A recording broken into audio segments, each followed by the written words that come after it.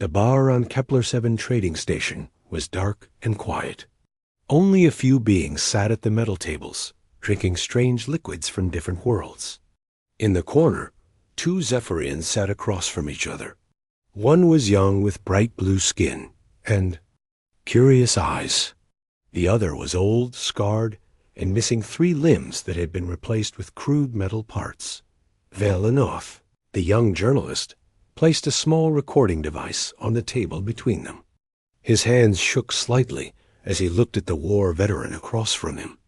Kethvar was famous among their people, but not for good reasons. Everyone knew his name. Everyone feared his stories. "Thank you for agreeing to this interview," Velenoff said softly. "My readers want to know about the war, about what really happened when we fought the humans."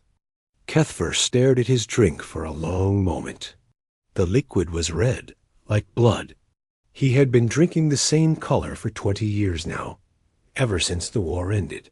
His mechanical arm moved with small clicking sounds as he lifted the glass. "You want to know about humans?" Kethvar's voice was rough and tired. "You think you can handle the truth?" Velenoff nodded quickly. "Yes, sir. The people need to know. For history." Kethvar laughed, but there was no joy in the sound. "History? Yes, I suppose someone should write it down. Someone should remember why we surrendered." The old veteran took a long drink and set the glass down with a loud sound. His remaining natural eye looked far away, seeing things that happened. "Long ago, I was young once, like you. I believed in our empire. I believed we were the strongest warriors in the galaxy. Our weapons were better. Our ships were faster. Our soldiers were trained from birth to fight and die for glory." Velenoff leaned forward, eager to hear more. "When the war started, we thought it would be easy. Humans were new to space. They had small ships and simple weapons. Our commanders told us we would win in a few months, maybe a year at most." Kethvar's mechanical fingers drummed on the table. The sound was like tiny hammers hitting metal. "My first battle was on Titan's Ridge. Beautiful place, if you like rocks and ice. I was leading 15 of our best commandos. Elite soldiers, every one of them.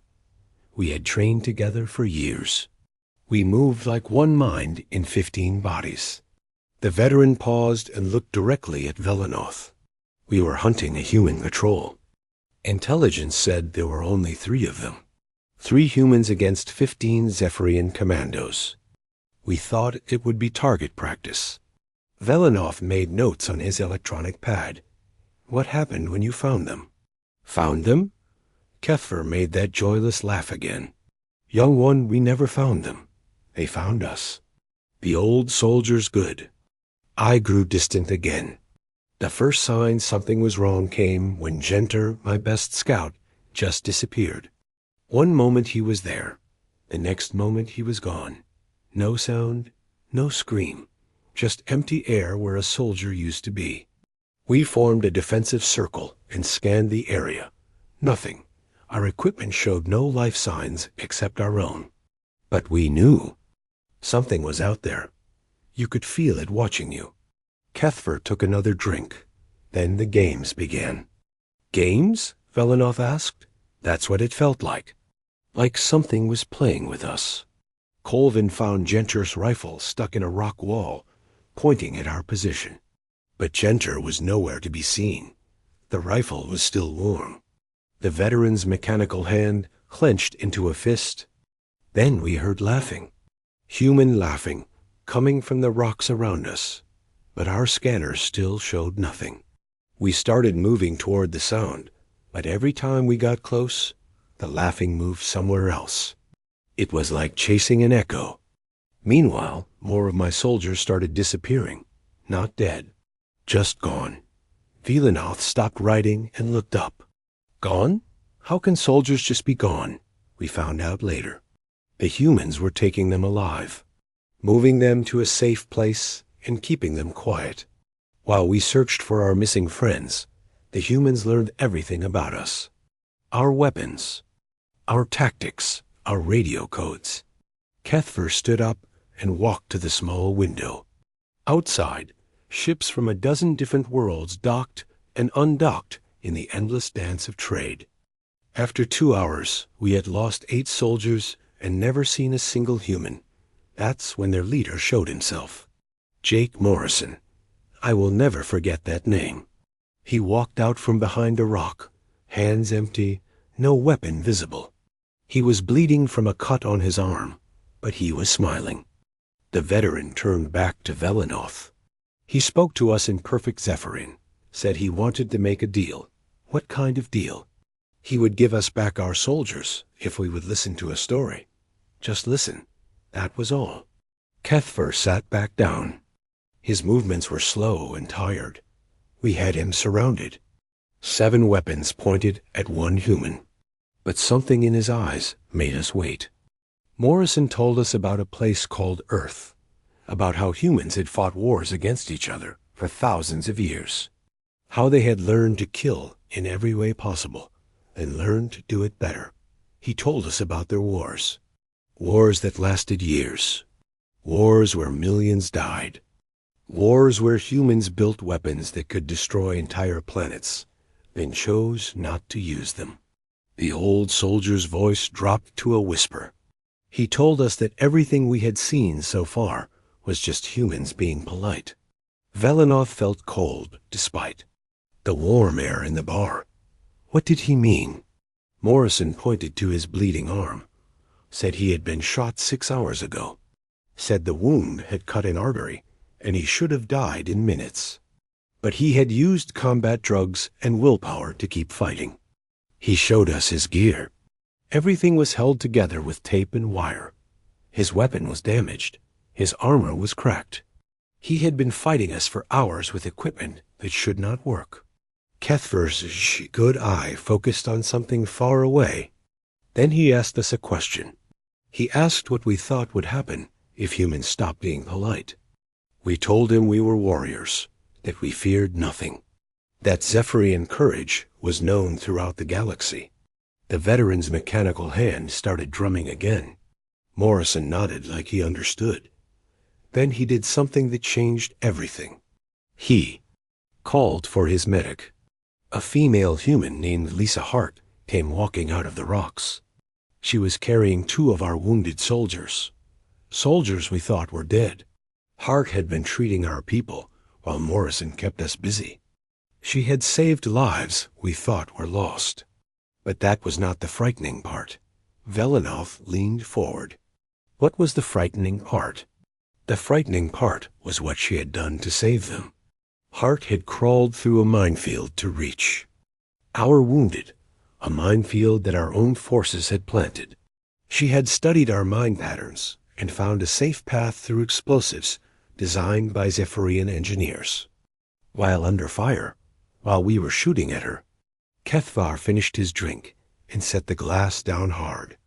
She never shot back, never tried to hurt us, just kept moving toward soldiers who needed help. Morrison explained that this was how humans fought. They did not just try to win battles. They tried to win the peace that came after. The old veteran looked at Velinoth with his one good eye. He told us that if humans wanted to kill us, we would already be dead. But they did not want to kill us. They wanted to teach us.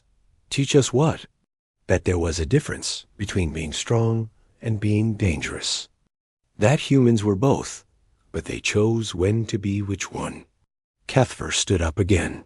Morrison gave us back our soldiers and let us go, all of us unharmed. But as we left, he gave me a message to take back to our commanders. He said that this had been a demonstration, a lesson. He said that if we wanted to see what humans could really do, we should keep fighting. The veteran picked up his coat. I delivered the message. Our commanders laughed. They said humans were weak and foolish to let us go. They ordered more attacks. Velinoth looked up from his notes. What happened then? Kethver walked toward the door, then stopped and looked back. Then we learned that Jake Morrison had been telling the truth. Humans had been being polite. The next battle lasted 3 days. When it was over, an entire Zephyrian battle group had surrendered to 12 human soldiers. The old veteran opened the door. That was when we started to understand what we were really fighting. And what was that? Kethver paused in the doorway. Something that had spent thousands of years learning how to win wars, and something that was still learning. The door closed behind him, leaving Velinoth alone with his notes and a growing sense of fear about what the next interview would reveal. 3 days later, Velinoth returned to the same dark bar on Kepler 7. He had not slept well since the first interview. Every time he closed his eyes, he saw Jake Morrison smile and heard Lisa Hart walking through a minefield to save enemy soldiers. Kethver was already there, sitting in the same corner table.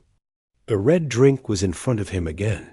His mechanical fingers moved slowly around the glass, making soft, clicking sounds. "You came back," Kethver said without looking up. "I thought my first story might scare you away." Velinoth sat down and placed his recording device on the table. The readers want more. They need to understand what happened during the war. Understanding. Kethver made that dry laugh again. "I fought humans for 3 years. I still do not understand them." The old veteran finally looked at Velinoth. His good eye was red and tired. "What do you want to know today?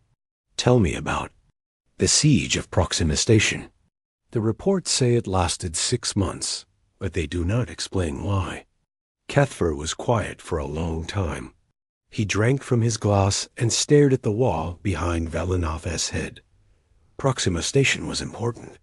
It controlled the shipping routes to 12 star systems. If we held it, we could cut off human supply lines. If they held it, they could attack our core worlds. The station was built into an asteroid, very strong walls, good defensive positions. We had 2,000 soldiers there. The humans had maybe 300 attacking us. Velinoth made notes. On his pad, those seem like good odds for your side. That is what we thought. For the first month, everything went as expected. The humans attacked our outer defenses. We pushed them back. They attacked again. We pushed them back again. Kethver's mechanical hand stopped moving. But something was wrong. Our officers started disappearing. Disappearing how? Dead, but not in battle. They would go to sleep in secure rooms and never wake up. No signs of fighting. No alarms. Just dead officers and no explanation. The veteran took another drink. At first we thought it was an accident. Maybe bad air or poisoned food. But then we found the cranes. Cranes? Paper birds. Folded paper in the shape of flying creatures. Earth animals we learned later. They were left next to each dead officer. Kethver reached into his coat and pulled out a small paper shape. It was yellow and carefully folded. He placed it on the table between them. This was left next to Colonel Hexner. He was our chief of intelligence. Found dead in his office, doors locked from the inside. Velinoth picked up the paper crane. It was made from what looked like official documents. He could see Zephyrian writing through the folds. The paper was our own classified reports. Battle plans, troop movements, equipment lists. Someone had stolen our most secret information and used it to make toys. But how did they get into the station? Kethver smiled, but it was not a happy expression. That was the question that kept us awake at night. Our security was perfect. Every entrance was guarded. Every corridor was watched. No human could possibly get inside, but someone was inside. Someone who knew our language, our customs, our security procedures. Someone who could walk through our base like he belonged there. The old soldier leaned forward. His name was Ryan Brooks, captain in Human Special Forces. We did not learn this until much later. Brooks had been inside our station for 3 weeks before the first officer died. 3 weeks of watching us, learning our routines, studying our weaknesses. Villeneuve felt cold. How did he get in? During a supply delivery. He hid inside a cargo container and waited. When the container was brought inside, he stayed hidden. Until the workers left. Then he found an empty storage room and made it his home. For 3 weeks, he lived in our station. He ate our food. He used our computers. He walked through our hallways. And no one saw him. Cuthbert's good eye focused on something far away. Brooks learned our guard schedules. He found our weak points. He studied every officer until he knew their habits better than they did. When he started killing, it was not random. Each death was planned. Each officer was chosen for a reason. What reason? Intelligence. Brooks took the smartest officers first, the ones who might figure out what was happening. Then he took the experienced ones, the ones who knew how to fight humans. The veterans' mechanical fingers started drumming again. But the worst part was not the killing. It was the fear. Fear? Every dead officer was found with information they should not have had. Battle plans that were not finished yet. Orders that had not been given. Reports that had not been written. Brooks was not just killing our officers. He was proving that he knew what we were going to do before we did it. Villeneuve stopped writing. That is impossible. We thought so too. But the evidence was always there, folded into those paper cranes. Every morning, another officer would be found dead. Every morning, another crane would show us how much humans knew about our operations. Cuthbert finished his drink and called for another one. The server, a small creature with 6 arms, brought a fresh glass without being asked. After 2 months, our remaining officers were afraid to sleep. They stayed awake in groups, watching each other. But Brooks kept killing them anyway. How? Patience. He would wait for days until someone made a mistake. Left a door unlocked. Fell asleep at their desk. Went to the bathroom alone. Brooks had all the time in the world. We were trapped in the station with him, but he was not trapped with us. He chose when to act and when to wait. The old veteran drank from his fresh glass. The cranes started, getting more complex. Instead of just our secret documents, they included personal letters. Personal letters?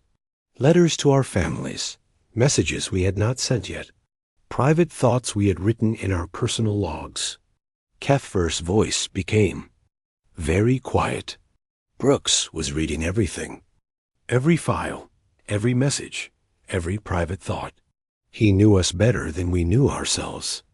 After 3 months, he started leaving different things with the bodies, not just cranes. Sometimes there would be pictures of our families. Pictures that could only have been taken on our homeworlds. Villeneuve felt sick. How could he have pictures from your homeworlds? That was when we realized Brooks was not working alone. Humans had infiltrated our entire empire. While we were fighting them in space, they were walking through our cities, taking pictures of our families. The message was clear. If we continued fighting, the war would come home. The old soldier looked directly at Villeneuve. But the most frightening discovery came in the 4th month. We found Brooks's hideout. You caught him? No. He let us find it. The storage room was empty, but he had left things behind. Food packages, clothing, personal items, and a journal. Written in perfect Zephyrian. 3 months of notes about our daily routines, our fears, our weaknesses. Cuthbert paused and rubbed his forehead with his remaining natural hand. But the last entry in the journal was not about us. It was about him. What did it say? Brooks had written about how hard it was to kill people while they slept, how he did not enjoy it, how he wished there was another way to end the war.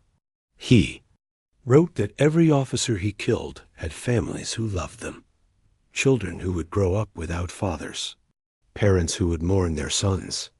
The veteran's voice cracked slightly. He knew their names, all of them, their wives, their children, their friends. He had studied our personal files so carefully that he knew more about our officers than their own families did. And he killed them anyway? Yes, but not because he hated them. Because he believed it would save more lives in the long run. Kethver stood up and walked to the window again. The journal explained his strategy. Every officer he killed was chosen to create maximum confusion and minimum actual casualties. He was not trying to destroy our forces. He was trying to make us surrender. Did it work? The old veteran nodded slowly. After 4 months, our remaining commanders realized they were fighting someone who knew everything about them and felt bad about killing them. That was somehow more frightening than facing an enemy who enjoyed killing. Kethver returned to his seat. Brooks left the station the same way he entered, hidden in a supply container. But before he left, he sent a message to our commander. What did the message say? It was an apology. Brooks apologized for the deaths. He explained that he had tried to find ways to win without killing, but our forces would not surrender. He promised that if we continued to resist, more humans like him would come. But he also promised that they would try to minimize casualties. He gave us a choice: surrender the station and keep our lives, or keep fighting and lose everything. The veteran finished his second drink. Our commander surrendered the next day. Velenoth looked at his notes. Pages of writing about one human soldier who had defeated an entire military base through patience and precision. How many other soldiers like Brooks did the humans have? Kethver's mechanical fingers stopped drumming. That was the question that ended the war. We never found out, but we knew there were more, much more. The old soldier gathered his coat and prepared to leave. The humans taught us that war was not about who had the bigger guns or the more soldiers. War was about who was willing to do whatever was necessary to win. And humans had been doing whatever was necessary for thousands of years. Velenoth watched as Kethver walked toward the door. Will you tell me more tomorrow? The veteran stopped and looked back. Tomorrow, I will tell you about the humans who never gave up. Velenoth arrived at the bar early this time. He wanted to prepare himself for whatever story Kethver would tell today. The first 2 interviews had left him with nightmares. He kept thinking about Jake Morrison's smile and Ryan Brooks living secretly among enemy soldiers for months. When Kethver arrived, he looked worse than before. His mechanical parts moved with jerky motions, like they needed repair.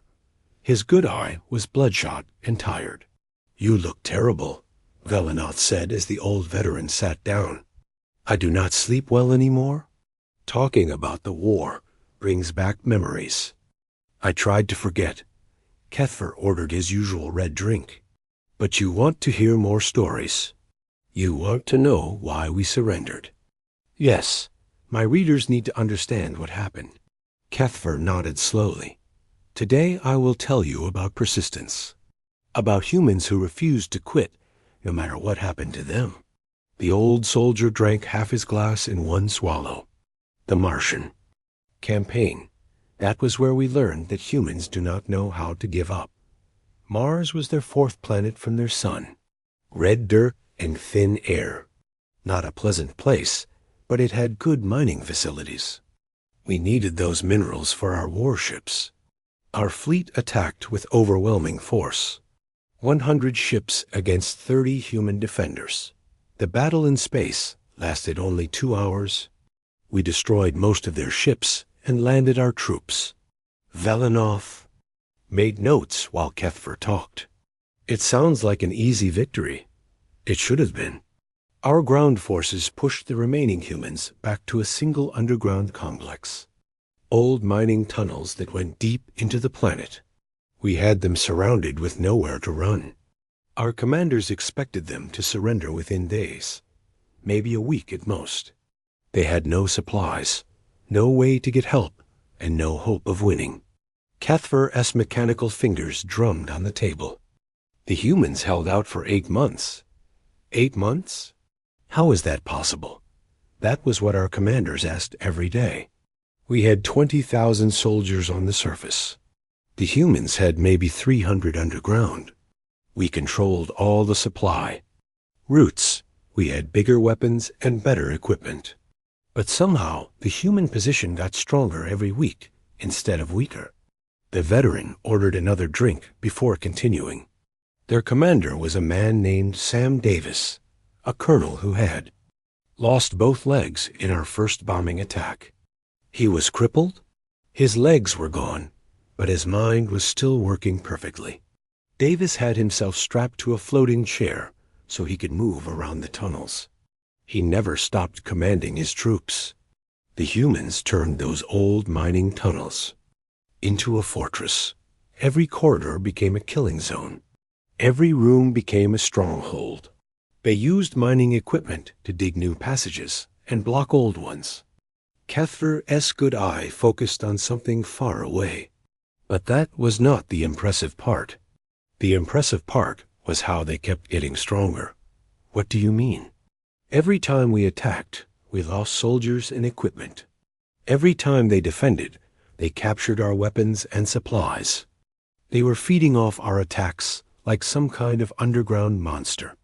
Davis organized his people perfectly. The engineers built traps and weapons from scrap metal. The medics kept everyone healthy in terrible conditions. The soldiers learned to fight in complete darkness. The old veteran paused to drink, but the most amazing thing was their supply system. They had no supplies. We had cut them off completely. That is what we thought. But somehow they kept finding food, water, ammunition, and medical supplies. Our intelligence said it was impossible, but the evidence was clear. How were they getting supplies? Cathver smiled grimly. They were making them. The humans had turned the mining complex into a complete manufacturing facility. They were producing everything they needed to survive. Food came from mushroom farms they built in the deeper tunnels. Water came from underground rivers they discovered and purified.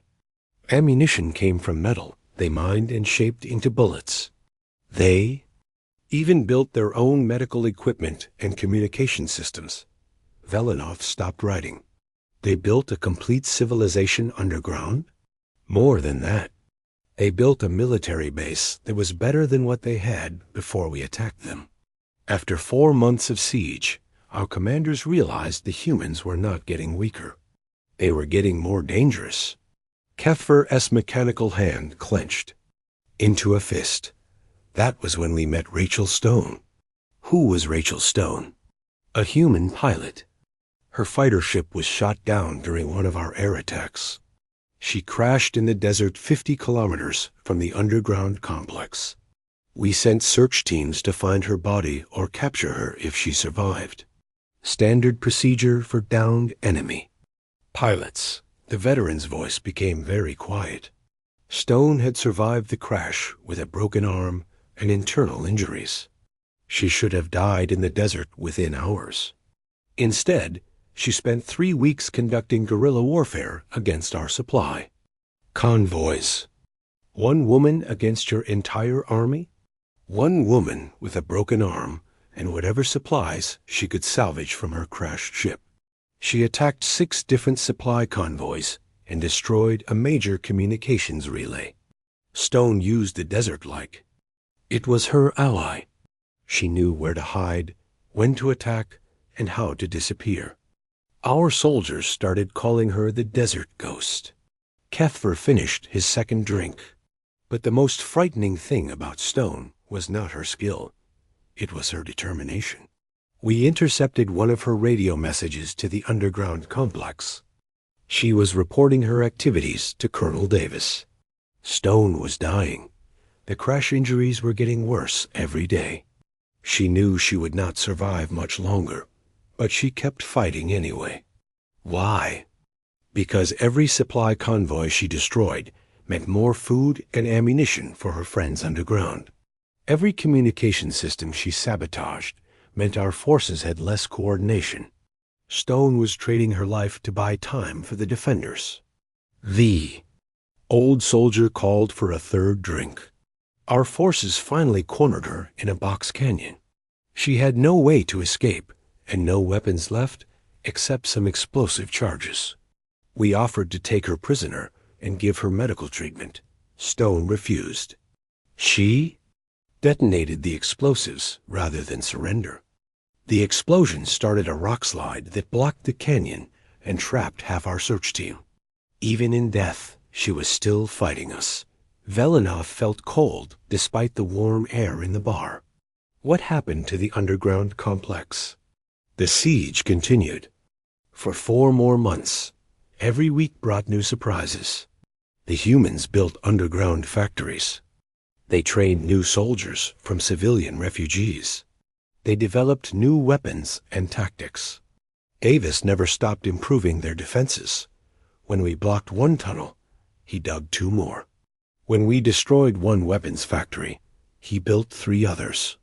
But the end came suddenly. How? Kethver's mechanical fingers stopped drumming. Our commanders decided to use poison gas. Pump it into the tunnels and kill everyone at once. That sounds like it would work. It should have. But when our engineers tried to pump gas into the complex, they discovered something impossible. The humans had sealed their section of the tunnels and built air filtration systems. The gas could not reach them. More than that, they had somehow reversed the flow. Instead of poison gas going into their tunnels, clean air was coming out. The veteran looked directly at Velinov. Davis had turned their underground prison into a sealed environment that was safer than the surface. Our commanders realized they were not fighting a desperate group of survivors. They were fighting people who had spent 8 months building a better fortress. What did you do? We tried one final assault. A direct attack with everything we had. 20,000 soldiers charging into the tunnels at once. The attack lasted 6 hours. When it was over, we had lost 3,000 soldiers and gained exactly 0 meters of tunnel. The humans had turned every corridor into a death trap. Every room was defended by people who knew every stone and shadow. But that was still not the end. Kethver finished his 3rd drink. The end came when Davis sent us a message. What did the message say? Davis offered to surrender the complex in exchange for safe passage for his people. That sounds reasonable. It was a trick. Davis was not really surrendering. He was offering to leave the complex because they had finished building something better. What had they built? A new base. Deeper underground, better defended, and completely hidden from our sensors. Davis had spent 8 months digging and building while we thought we had him trapped. The complex we were attacking was just the entrance to something much larger. The old veteran stood up and put on his coat. Our commanders realized they could spend years trying to dig out the humans, or they could admit defeat and withdraw. They chose to withdraw. They had no choice. The humans had proven they could survive anything we did to them. Worse, they got stronger every time we attacked. Davis and his people walked out of those tunnels 8 months after we surrounded them. They looked healthier and better equipped than when they went in. They had turned a siege into a construction project. Kethver walked toward the door, then stopped and looked back. Do you know what Davis said when he saw retreating forces? What? He thanked us for giving his people time to build proper defenses. He said the 8-month siege had been excellent training for future battles. Davis was grateful that we had attacked him. The door closed behind the old veteran, leaving Velinov alone with his notes and a growing understanding of why the Zephyrian Empire had surrendered. Velinov did not want to come to the bar today. The stories were getting harder to hear. Each interview left him more afraid of humans and more confused about why the war had even started. But his readers demanded more, and Kethver had promised. to explain human innovation. When he arrived, Kethver was already waiting. The old veteran looked even worse than before.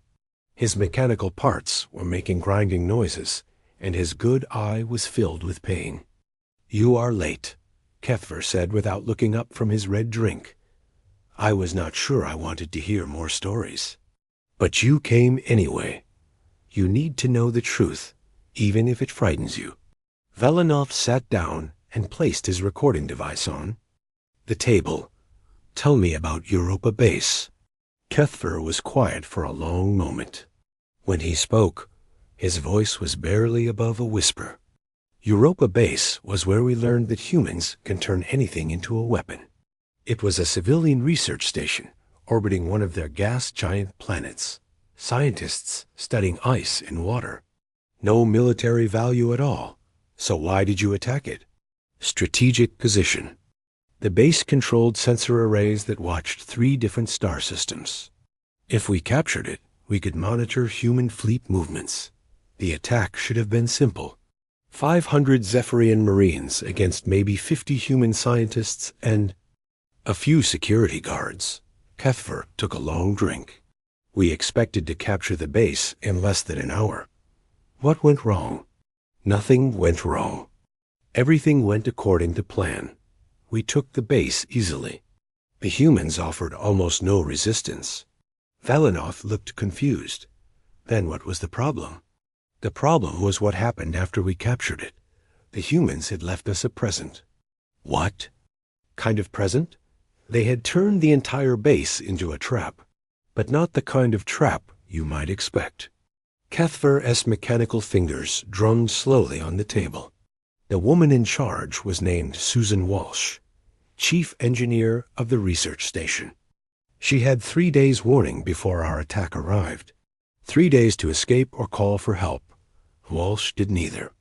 Instead, she spent 3 days preparing the base for our arrival. Preparing how? She turned every piece of civilian equipment into something dangerous. Not weapons exactly, but tools that could hurt us in ways we never expected. The old veteran ordered another drink. The first surprise came when we tried to use their communication systems. Walsh had programmed them to broadcast our radio signals back to us at frequencies that caused pain in Zephyrian ears. Every time we tried to call our ships, the noise was so loud and sharp that our soldiers had to remove their helmets. That sounds uncomfortable, but not dangerous. It was just the beginning. Walsh had studied our biology and found ways to make our own. Senses work against us. The lighting systems had been changed to flicker at rates that caused dizziness in Zephyrian eyes. The air recycling systems pumped out scents that made us feel sick but did not harm us. Within an hour of taking the base, half our soldiers were too uncomfortable to fight effectively. Kethver's good eye focused on something far away. But that was still not the clever part. The clever part was what Walsh had done to make us afraid. Afraid of what? Afraid of everything. She had turned the base into a psychological weapon. The food dispensers were programmed to serve meals that looked like Zephyrian body parts. The entertainment systems played recordings of Zephyrian death. Songs. The doors made sounds like screaming when they opened. Walsh had spent 3 days learning about our culture and fears, then used that knowledge to make us miserable. Vilanoth stopped writing, but none of that would stop trained soldiers. You are right. Discomfort and fear tactics would not stop professional Marines. Walsh knew that. So what did she really do? Kethver finished his second drink and called for a third. She made us paranoid. Every system on the base was designed to make us think. We were missing something important. The computer terminals would display data for a few seconds, then go blank. Just long enough for us to see numbers and charts, but not long enough to understand what they meant. Storage rooms would open to reveal equipment we did not recognize. Machines that looked important, but had no clear purpose. Laboratory samples were labeled with warnings in human language. We could translate some words, but not others. Were they dangerous chemicals or harmless research materials? The veteran's voice became very quiet. Walsh had created a base full of mysteries. Everything looked important, but nothing made sense. Our soldiers spent hours trying to figure out what each device did. Were they weapons? Communication equipment? Scientific instruments? Bombs? The more we searched, the more confused we became. Every answer led to more questions. Velenoth leaned forward. What was she really hiding? Nothing. That was the beautiful part of her trap.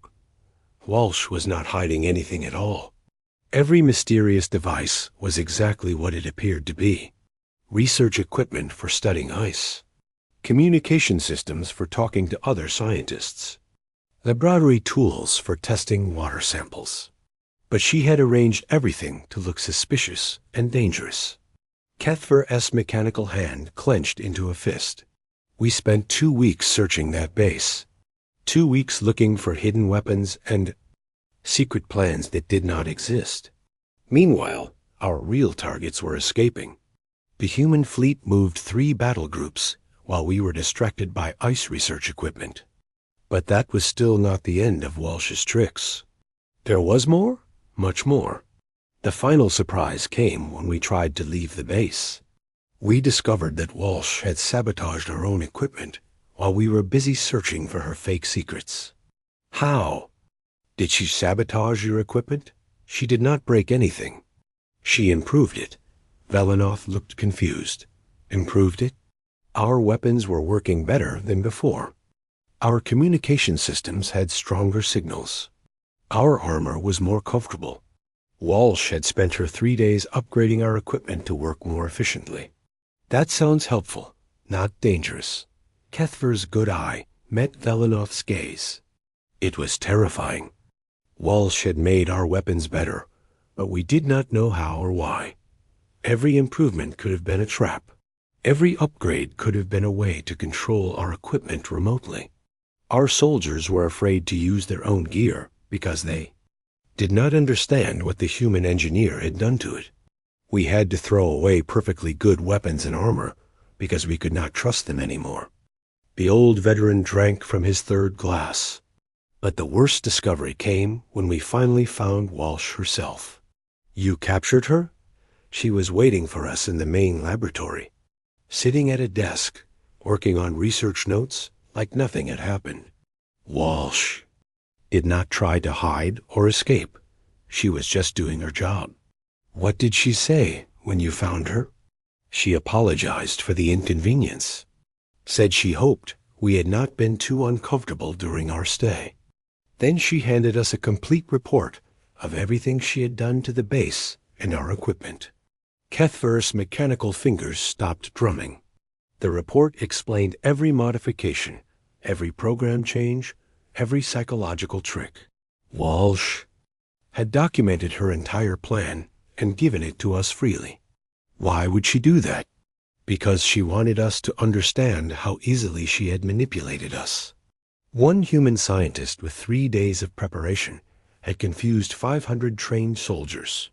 For 2 weeks. The report included suggestions for how we could avoid similar problems in the future.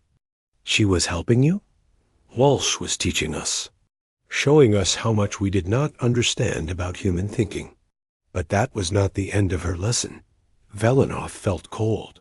What else? The report included detailed plans for weapons and defenses that Walsh could have built using the research equipment on the base. Plans for turning ice-making machines into explosive devices. Plans for using communication arrays as jamming weapons. Plans for converting laboratory chemicals into poison. Gas. Walsh had shown us exactly how dangerous the base could have been if she had wanted to hurt us. Kethver stood up and put on his coat, but she had not built any of those weapons. Instead, she had spent her time making us uncomfortable and confused. Walsh had chosen to embarrass us instead of killing us. Why? Because she wanted us to remember the lesson. Dead soldiers cannot learn from their mistakes. The old veteran walked toward the door. When we left Europa base, our commanders realized something frightening. What? If one human scientist could do so much with civilian equipment and 3 days of preparation, what could human military engineers do with proper weapons and unlimited time? We started to understand that we were not fighting people who were trying their best to win. We were fighting people who were still learning how to fight us. Kethver paused at the door. Tomorrow I will tell you what happened when humans stopped learning and started teaching. The door closed, leaving Velanoth alone with his notes about Susan Walsh and her psychological weapons, made from ice-making machines and laboratory equipment. He thought about how she had improved Zephyrian equipment while confusing Zephyrian minds, how she had documented her own tricks and given the information to her enemies, how she had chosen embarrassment over violence because dead students cannot learn. Velanoth ordered his own red drink and tried not to think about what human military engineers might accomplish with unlimited time and proper weapons. Some questions were too frightening to answer. Velanoth arrived at the bar early for the final interview. He had spent the night reading through all his notes from the previous meetings. Stories of Jake Morrison's restraint, Ryan Brooks's patience, Sam Davis's persistence, and Susan Walsh's innovation. Each story was more frightening than the last dot when Kethver arrived. He looked different, calmer somehow, but also more tired, like a great weight was about to be lifted from his shoulders. This is the last story, Kethver said as he sat down. After today, you will understand why the Zephyrian Empire surrendered. I thought we surrendered because we could not win. No, we surrendered because we realized what winning would cost. Kethver ordered his red drink, but he did not drink from it immediately. Instead, he stared at the liquid like it held memories. The final battle happened at Earth's moon. Our high command decided to attack the human home system directly. That sounds like a dangerous plan. It was meant to be decisive. Break human morale by threatening their birth world. Force them to surrender rather than watch their planet burn. Our largest fleet assembled for the attack. 300 ships carrying 50,000 soldiers. The most powerful force in Zephyrian history. Velanoth made notes while Kethver talked. What did the humans have to defend with? Intelligence said they had maybe 30 ships and a few thousand defenders. We outnumbered them 10-1. But intelligence was wrong? Kethver finally took a sip of his drink. Intelligence was exactly right. The humans had 30 ships and a few thousand soldiers.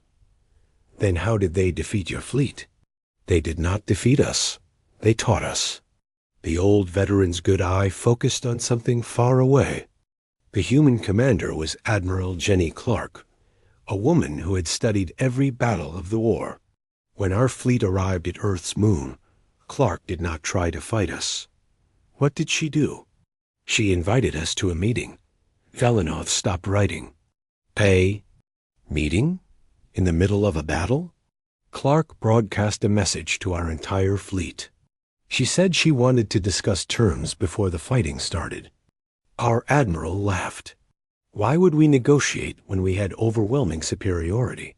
But Clark was persistent. She kept broadcasting, asking for just 1 hour to explain something important. Kethver's mechanical fingers drummed slowly on the table. Finally, our admiral agreed to listen. Partly from curiosity, partly because he wanted to gloat about our victory. Clark appeared on our communication screens. She looked tired but not afraid. What did she say? She congratulated us on assembling such a large fleet. Said it was impressive to see so many ships working together. Then she asked us a question. She wanted to know if we had ever wondered why the war had lasted so long. What did she mean? Clark said that human forces had been restraining themselves throughout the entire war, following strict rules to minimize Zephyrian casualties. Our admiral did not believe her. He said humans were just making excuses for losing. Clark nodded like she expected that response. Then she began her lesson. The old veteran drank more of his red liquid. Clark started showing us tactical analyses of every major battle we had fought. She explained exactly how human forces could have won each engagement faster and with fewer human losses. But that would have meant more Zephyrian deaths, much more. Clark showed us battle simulations where human forces used their full capabilities without restraint. The results were terrifying. Velinov leaned forward. How terrifying?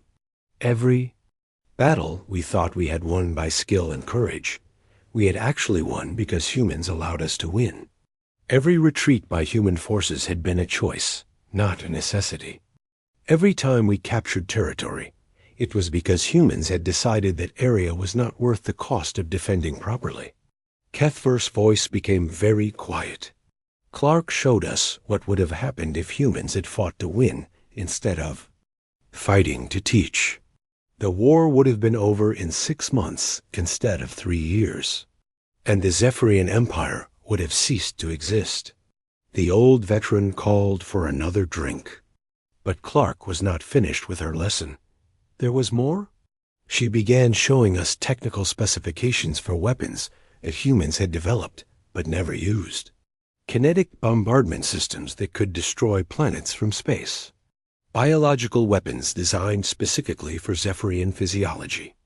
Computer viruses that could take control of our ships and turn them against each other. But they had never used these weapons? Never. Not once in 3 years of war.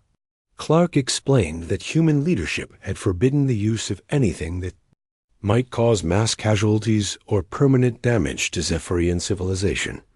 Cuthbert's mechanical hand clenched into a fist. She said humans had been treating the war as a training exercise.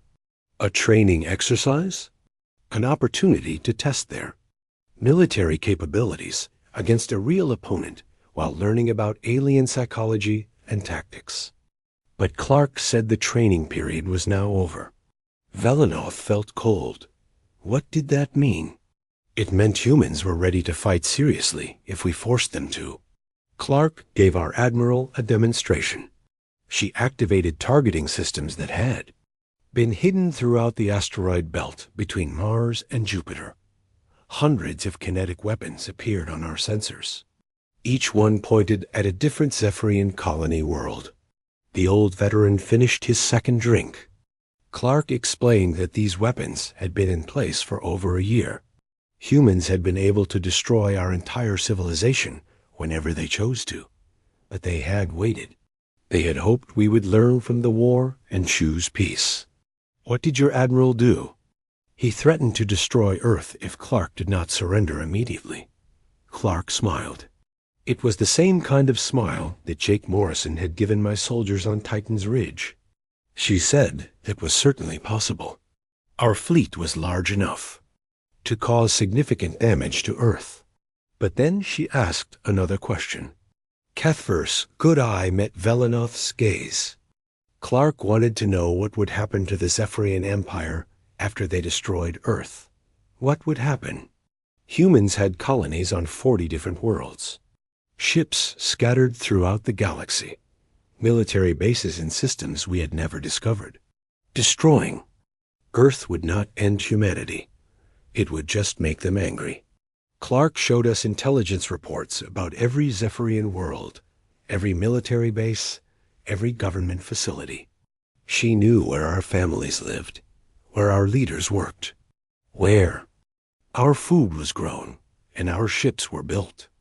The old veteran's voice cracked slightly. Clark knew everything about us, but we knew almost nothing about them. She offered us a choice. Withdraw from the human system and sign a peace treaty, or watch our civilization disappear in the next week. Your admiral chose to withdraw? Not immediately. He was still proud and angry. So Clark gave him one more demonstration. She ordered the destruction of a single asteroid. Just one rock floating in space, far from any inhabited world. The asteroid was completely vaporized in less than a second. Cuthbert stood up and walked to the window. Clark explained that the same weapon could target any Zephyrian world at any time. She said humans preferred peace, but they were very good at war, better than we had ever imagined. What happened then? Our admiral surrendered the entire fleet without firing a shot. Clark accepted the surrender gracefully. She provided food and medical supplies for our journey home. She also gave our admiral a message for the Zephyrian government. Velanoth looked up from his notes. What was the message? Kethver turned back from the window. The message was an invitation. An invitation to what? To join a galactic alliance that humans were forming. An organization dedicated to peaceful exploration and mutual defense. Clark said that humans have learned much from fighting us. Now they wanted to learn from working with us. She offered to share human technology and knowledge in exchange for Zephyrian participation in the alliance. The old veteran sat back down. But she also made the alternative very clear. If the Zephyrian Empire chose to continue fighting, humans would stop being gentle. They would fight to win instead of fighting to teach. And that would be the end of our civilization. Kethvar finished his third drink and gathered his coat. The Zephyrian government signed the peace treaty 2 days later. We joined the human alliance and began learning from the people we had tried to conquer. It turned out that humans were much better teachers than they were enemies. Velanoth looked at his pages of notes. Stories of human restraint, innovation, persistence, and overwhelming capability hidden behind mercy. "Why did you tell me these stories?" he asked. Kethver paused at the door. Because someone needs to remember the truth. The truth that humans could have destroyed us at any time, but chose not to. The truth that they treated war as education, instead of extermination. The truth that the most dangerous enemy is one who chooses to be merciful. The old veteran opened the door.